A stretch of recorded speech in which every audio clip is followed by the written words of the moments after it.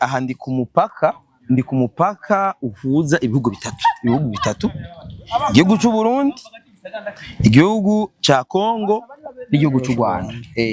Ikintu ca mbere ngaha wobona ugeze ngaha kuri umupaka, yego ucubona directement amahoro isho nabonye nanje, ucubona amahoro ushobora kuyacapa, yego kabwa je naona kara amahoro, yego ko nakwese ibintu biko biranga amahoro ahari, yego aya masoko ari kararema, n'abana bariko bagenda kwishura, abana bogaruhwa, n'aba bantu bariko barima. Kuno munsi ari abenegiye gusanga badatekanye, kubera usanga amakuru bamwe bavuga ibi, hari n'abantu bari bavuze ngo hajya ngo bahateretse ngo inkoho irasa mu Rwanda. Aya nta nibaho, ntibaza mama yibonye, nta nibaho bamenyesha amakuru mubona kure, tuba twayibaho ngo bari bahateretse ngo inkoho, mugabe iyo nkoho ntayo, igihugu urumva kiratekanye.